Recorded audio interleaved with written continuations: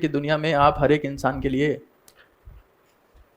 अच्छे नहीं हो सकते क्योंकि सबसे ज़्यादा एनर्जी कहीं पर इंसान की कंज्यूम होती है तो बोलने में कंज्यूम होती है। और मौन का मतलब ये नहीं होता कि चुप बैठे हैं और फ़ोन चला रहे हैं, चुप बैठे और मैसेज कर रहे हैं, चुप बैठे हैं टाइप किए जा रहे हैं धनाधन, तो अब वो भी बोलना ही है।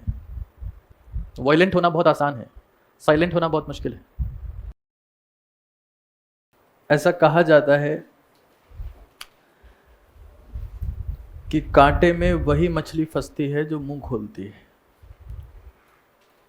और अगर आपने जीत की रणनीति किताब पढ़ी हो तो उसमें साइलेंस के ऊपर विशेष तौर से जोर दिया गया है, साइलेंट रहने के ऊपर। जब भी कोई मछली पकड़ने वाला इंसान, मछुआरा, या फिर जो कोई लोग फिशिंग के लिए जाते हैं, वो जब कोई मछली को पकड़ना चाहते हैं तो कांटे में चारा डालकर फेंकते हैं पानी में, और कांटे की पकड़ में वही आती है जो मुंह खोलती है। हमारे में से बहुत बार ऐसा होता है कि हम यहाँ से पढ़ के जाते हैं तो बहुत बार इरिटेटेड रहते हैं, हमें गुस्सा आ रहा होता है, हमारे घर वाले कुछ बोल देते हैं तो हम उनको एक की जगह 10 जवाब देने को तैयार हो जाते हैं, माथाफोड़ी करने को तैयार हो जाते हैं। तो आपको पता होना चाहिए कि अगर आप हर एक बात का जवाब देंगे तो आप कभी लाजवाब नहीं रह पाएंगे। ये बहुत सिंपल सी बात है। अगर आप लाजवाब रहना चाहते हैं तो बहुत सारी बातों का जवाब देने से आपको बचना पड़ेगा और चुप रहना पड़ेगा, वरना आपकी ज़्यादातर एनर्जी जो है लोगों से बहस करने में, उनको समझाने में, उनको मनाने में ही खराब हो जाएगी। और आप ये मान के चलिए कि दुनिया में आप हर एक इंसान के लिए अच्छे नहीं हो सकते, क्योंकि ऐसा कहा जाता है कि इस दुनिया में 3 ही प्रकार के इंसान अच्छे होते हैं। एक वो जो मर चुका है, एक वो जो पैदा नहीं हुआ है, और एक वो जिसको आप नहीं जानते हो।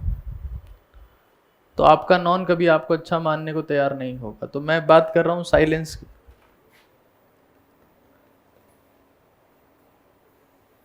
चुप रहने का सबसे बड़ा फायदा यह है कि आपकी फिजिकल एनर्जी कंज्यूम नहीं होती है। फिजिकल एनर्जी ये डिस्ट्रॉय नहीं होती है। तो अगर आप चुप हैं, क्योंकि सबसे ज़्यादा एनर्जी कहीं पर इंसान की कंज्यूम होती है तो बोलने में कंज्यूम होती है। तो अगर आप साइलेंस को फॉलो करते हैं तो उस केस में आप उस एनर्जी का इस्तेमाल कंसंट्रेट करने में कर सकते हैं।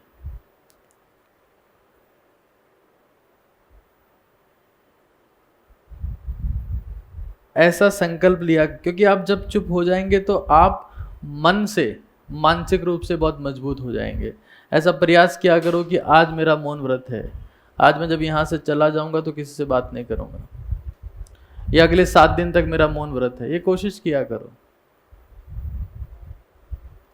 और कुछ नहीं होगा तो दिमाग बिल्कुल शांत रहने लगेगा।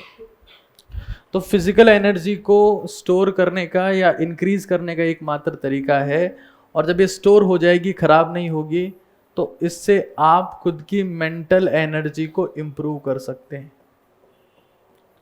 इंक्रीज कर सकते हैं। तो साइलेंस जो है वो आपकी जिंदगी का एक प्रमुख हिस्सा होना चाहिए। दैट इज मौन।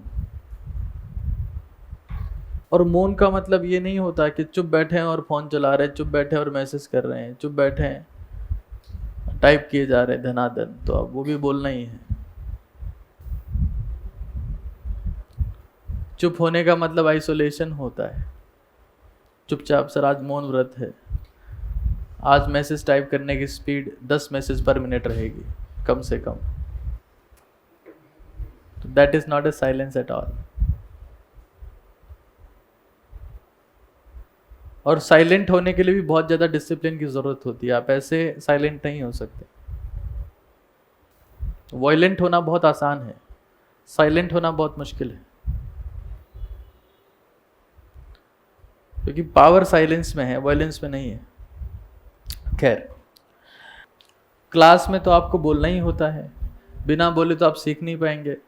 लेकिन जहाँ पर आपको नहीं, आप समझ पा रहे हैं, इंसान को पता होना चाहिए कि कहाँ चुप रहना है, कहाँ बोलना है।